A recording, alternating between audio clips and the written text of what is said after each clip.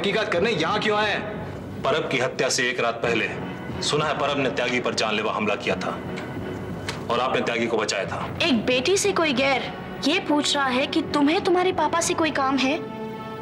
काफी शर्म वाली बात है उस बेटी के लिए भी और उसके पापा के लिए भी। सोनू का मामला तो एक नन्ही सी जान का मामला है और मुझे अफसोस है कि तुम सोनू की तलाश उस तरह से नहीं कर रही हो जिस तरह से तुम्हें करनी चाहिए। तुम उसके लिए वो सब नहीं कर रही हो जो तुम्हें करना चाहिए। तुम्हें तो ये भी नहीं पता कि सोनू कहाँ है, कैसा है, वो है भी कि नहीं। आपको मुझे यहाँ नहीं बुलाना चाहिए था। You've insulted me by calling me here.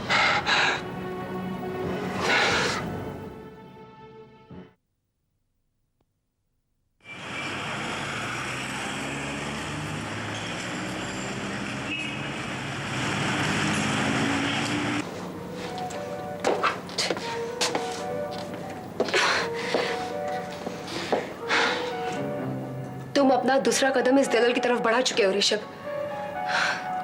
Underworld की इस बेरहम दुनिया में तुम ना चाहते हुए भी शामिल हो चुके हो। मेधा, मुझे अपने आप पर इतना काबू है कि जो चाहूं करूं और जो ना चाहूं ना करूं। तुम बेकार में घबरा रही हो। अगर नहीं चाहते तो फिर इंस्पेक्टर से झूठ क्यों कहा कि तुम ना परब को पहचानते हो न त्यागी को? तुम बिल्कुल उल्टा समझ रही हो। भाई मैंने कोई बयान इस वजह से नहीं दिया क्योंकि चाहे वो त्यागी हो या फिर परब या फिर वो पुलिस वाला हो, मैं इस पछड़े में पड़ना ही नहीं चाहता हूं। तुम जानती हो ना ऐसे मामलों में पुलिस स्टेशन के कितने चक्कर लग जाते हैं। बल्कि सच्चाई छुपाकर तुमने अपने आप को इस पछड़े में फंसा लिया है। इंस्पेक्टर पवार को इस बात का शक है कि आखिर तुम त्यागी को बचाने की कोशिश क्यों कर रहे हो? एक मामूली इंस्पेक्टर के शक व शुबा से मैं डर जाऊं, ये मेरे जीने का स्टाइल नहीं है मेधा जी। और अगर इतना डरते डरते मैं जीने लगा ना तो मेरा जीना मुश्किल हो जाएगा। पवार एक मामूली इंस्पेक्टर, मेरे किसी गिनती में नहीं आता हो। इंस्पेक्टर पवार दूसरे किस्म का ऑफिसर लग रहा है ऋषभ।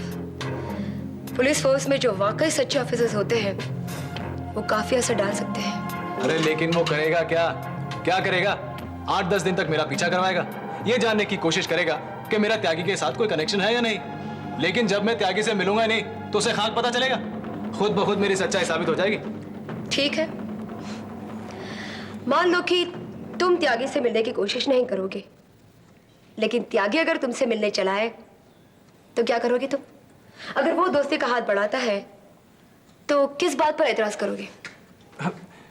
लेकिन मेधा, त्यागी भला यहाँ क्यों आएगा? अब देखिए अपना याद से मिलने का फुर्सत अब निकाल पाए हम। पहला गुफा जी, राम भैया।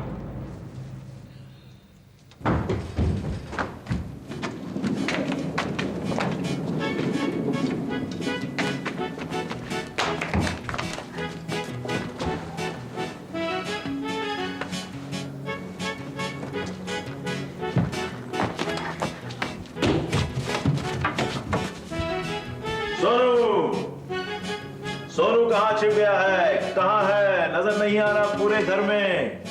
दीवार के पीछे है या सोफा के नीचे है या फिर गमले के पीछे?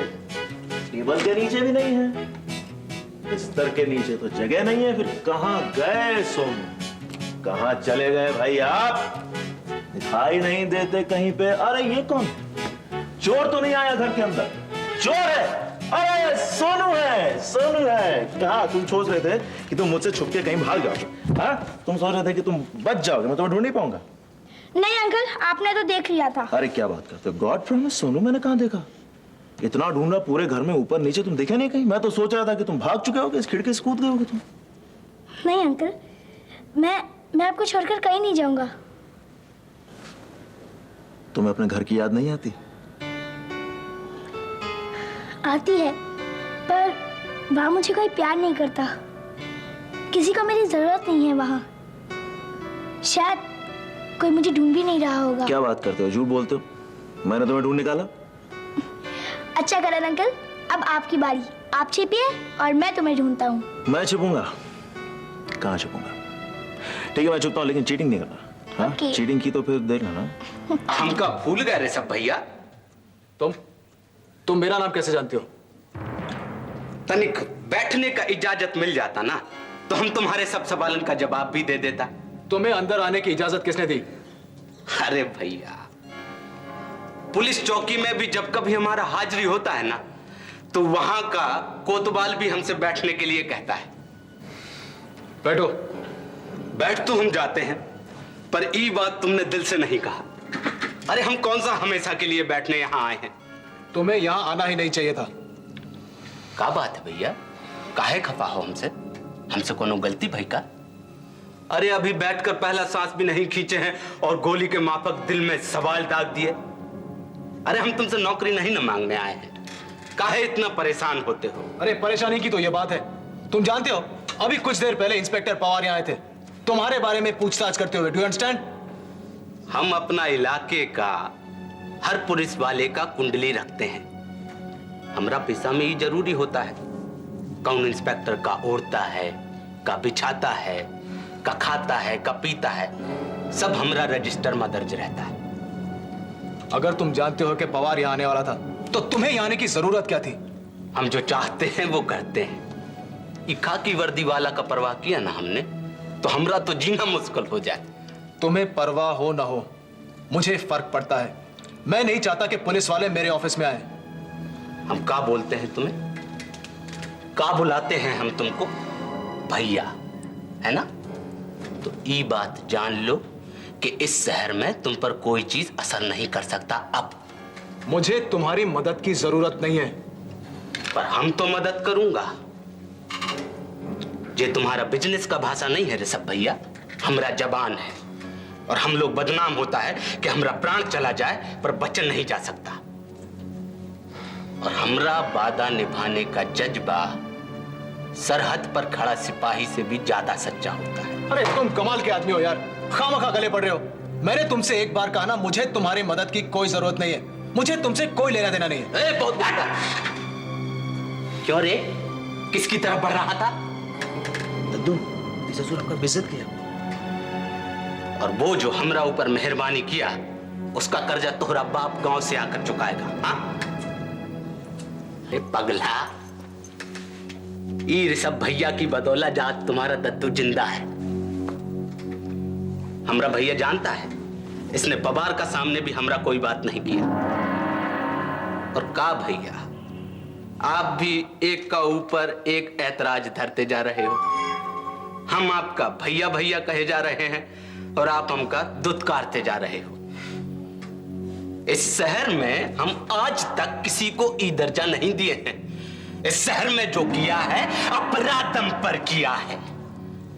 और हम जो तुमको इतना बड़ा बात भैया कहते हैं तो तनिक तुम भी वो बात का मान रखो। यार एक बात तो माननी पड़ेगी, तुम आदमी बड़े इंटरेस्टिंग हो। ये बताओ क्या लोगे तुम? कुछ ठंडा गरम? गरम गरम नाश्ता तो तुम करवा ही दिए हो अपना जला कटा बात कहकर। अरे हम जानते हैं हमरा औकात नहीं है तुम्हारे साथ उठने बैठने का। हम जानते हैं तुम बड़ा इज्जत वाला लोग हो और हम बेइज्जत गुंडा मवाली। पर हमरा आत्मसम्मान तुम लोगन से कहीं ज्यादा बड़ा होता है। उसका सबूत तुम पढ़ा होगा अखबार में। वो साला परब शरीफ लोगन का सामने हम पर बंदूक ताना। हमरा आत्मसम्मान फिर जो किया छप गया ना अखबार में। अरे यानी तुमने परब को क्या करते भैया? हम उसका कहानी नहीं लिखते तो वो हमरा कहानी लिख देता ससुर। और हमरा दुनिया का उसूल है कि यहां माफी नाम का चिड़िया नहीं होता। हमरा दुश्मनी अंधा होता है, हमरा दोस्ती अंधा होता है। दुश्मनी हम निभा चुका, अब तुम्हारा साथ दोस्ती कैसे निभाएगा ये तुम भी देखेगा। तुम्हारी जान बचाकर मैंने तुम पर कोई उपकार नहीं किया, पर हम पर तो जिंदगी भर का एहसान हो गया ऋषभ भैया। और हमरा एक बुरा आदत है, जिंदगी हम अपना मुताबिक जीते हैं। ऋषभ भैया, जिंदगी में कभी हमरा जरूरत पड़े तो बस आवाज दे देना। ठीक है, लेकिन तुम्हें भी मेरी एक बात माननी होगी। आज के बाद दोबारा तुम इस ऑफिस में नहीं आओगे। ये बात मैं हम दोनों की भलाई के लिए कह रहा हूं। भैया काहे ही पुलिस वालन की गीदड़ भपकियों की परवाह करते हो? त्यागी तुम्हारा बाल भी बांका नहीं होने देगा। हमसे यहां आने मना कर रहे हो और हमरे यहां आना तुम्हारी हैसियत से नीचे का बात है। यानी एक तरह से यही कहना चाहत हो ना कि हमसे मुलाकात नहीं करना। भैया भी कहते हो और भैया की बात पर विश्वास भी नहीं करते। भाई जब मुझे तुम्हारी जरूरत पड़ेगी मैं खुद तुम्हारे पास आ जाऊंगा, ठीक है? हमरा दिल खुश कर दिया तुमने। काला घोड़ा में होटल है मेहमान नवाज, हम वहीं मिलते हैं। और ई पर्चा में हमारा पर्सनल फोन नंबर भी है। आप जब भी नंबर घुमाएंगे हम अलादीन के चिराग के जिन्न की तरह हाजिर हो जाएंगे। अरे जा रहे कहाँ? बैठो भाई, कुछ कॉफी वॉफी लेकर जाते। वो कहा है भैया कि हमरा कुंडली कुछ इस स्टाइल से लिखा गया है कि हम लेता कुछ नहीं, सिर्फ देता ही देता है। प्रणाम करो भैया भौजी को। अच्छा भौजी, कहा सुना मां, हम बुरा लोग बहुत बुरा लोग नहीं होता है भौजी। अच्छा भैया रे, सब मुलाकात होता है फिर।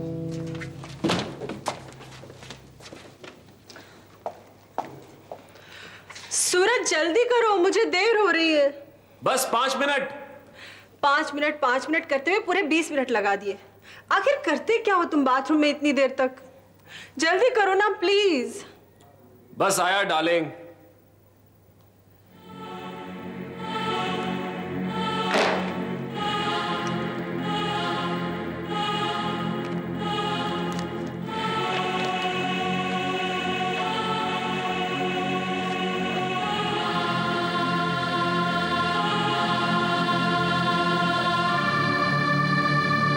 ये क्या कर रही हो मेरे ब्रीफ के साथ? अपने बच्चलन पति का कैरेक्टर सर्टिफिकेट ढूंढ रही थी। क्या बकवास कर रही हो? कितनी बार कहा है मेरी चीजों को हाथ मत लगाया करो। और तुम जो चाहे करते रहो। ये क्या उल्टा सीधा बक रही हो तुम? ये तस्वीर क्या कर रही थी तुम्हारे बैग में? ये तस्वीर गलती से आ गई होगी मेरे ब्रीफकेस में पेपर्स के साथ। तुम्हारी नस्ल का आदमी इस तरह की गलतियां गलती से नहीं जानबूझकर करता है। अपनी जुबान को लगाम दो। तुम अपने बच्चल्ली को लगाम दो। स्वेतलाना का भूत उतरा नहीं है तुम्हारे सर से। अभी तक उसके पीछे पीछे घूमते हो, तस्वीर लिए घूमते हो उसकी। रेनू, तुम मुझ पे गलत इल्जाम लगा रही हो। बिना कारण घर का सुकून बर्बाद कर रही हो। मेरी सुतलाना में कोई दिलचस्पी नहीं। तो खाओ मेरे सर की कसम। इतनी छोटी सी बात पे सर की कसम? ये छोटी सी बात नहीं है, मेरे लिए बहुत बड़ी बात है। अगर वाकई तुम्हें स्वेतलाना में कोई दिलचस्पी नहीं है तो फिर तुम मेरी कसम खाने से क्यों घबरा रहे हो? ओके, मैं तुम्हारे सर की कसम खाता हूं। मेरा स्वेतलाना में कोई इंटरेस्ट नहीं है।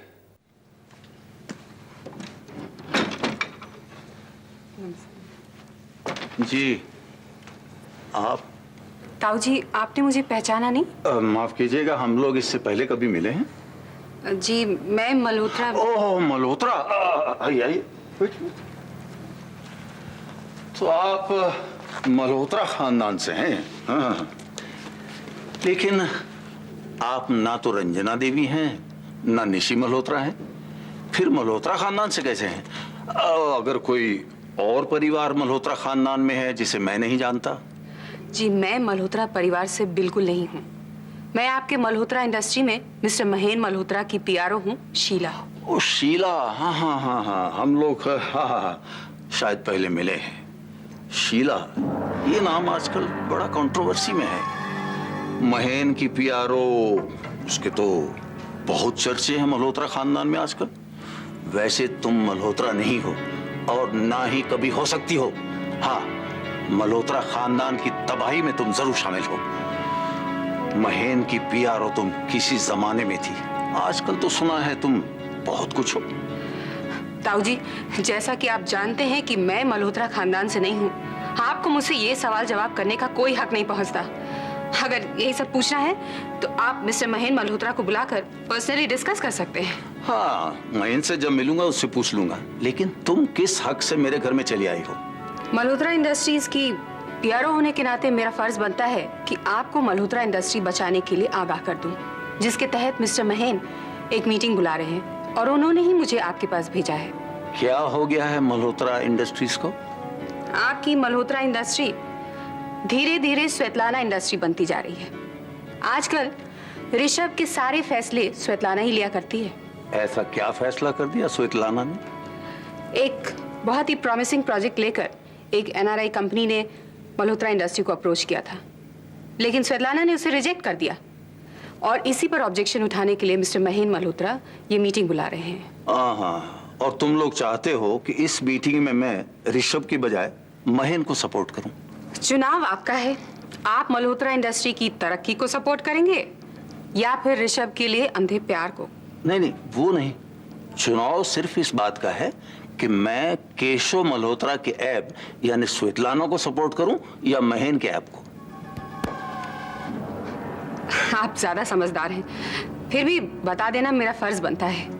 वैसे महेन मल्होत्रा आपके लिए इस प्रोजेक्ट में खास प्रॉफिट वर्कआउट कर रहे हैं। ठीक है, मुझे सोचने के लिए थोड़ा समय मिलना चाहिए ना। मैं जब फैसला कर लूंगा इत्तला दे दूंगा। हमें आपके फैसले का इंतजार रहेगा। नमस्ते। Don't be upset. तू क्यों गई थी शीला के घर? पापा ने मैसेज भिजवाया था वहां मिलने के लिए। ये महेन को क्या हो गया? How can he be so insensitive? उसे इतना भी ख्याल नहीं आया कि तुझ पर क्या गुजरेगी? लेकिन तुझे वहां क्यों जाना था? दरअसल मम्मी, मैं शीला पर अपनी दिल की भड़ास निकालना चाहती थी, उसे उसकी औकात दिखाना चाहती थी। पापा ने तुझे वहां क्यों बुलाया? मुझे मेरा बर्थडे प्रेजेंट देने। शायद उन्हें अपनी गलती का एहसास हो रहा है, इसलिए वो इस तरह का बिहेवियर कर रहे हैं। तुझे क्या गिफ्ट दिया उन्होंने? गिफ्ट तो मैंने लिया ही नहीं। अजीब सी बात है, अभी एक रिश्ते की मौत हुई, उस पर birthday gift. Irony of life. Sheela ने भी तुझे कोई गिफ्ट दिया? उसे तो मैं अच्छा खासा गिफ्ट देकर आई हूँ, इतना बुरा भला सुनाकर आई हूँ कि जिंदगी भर याद रखेगी। उससे क्या फर्क पड़ेगा बेटा? तेरे पापा के दिल पर तो पत्थर पड़ा हुआ है। मम्मी पापा खुश नहीं लग रहे थे। हमें पापा को शीला के चुंगल से बचाना चाहिए। उसे तो पापा की जरा भी चिंता नहीं, इतनी निश्चिंत है पापा को लेकर जैसे मिस्टर महेन मल्होत्रा उसकी जागीर हो गए हो। मैं तो तेरे पापा के साथ हमेशा रहना चाहती हूँ। ये वचन तो मैंने 7 फेरे लेते वक्त किया था। पता नहीं इसका नतीजा क्या होगा। मैं चाहती हूँ मरते दम तक वो मेरे साथ रहे, मेरे पास रहे और उनके आसपास कोई और औरत ना हो, कोई और औरत ना हो।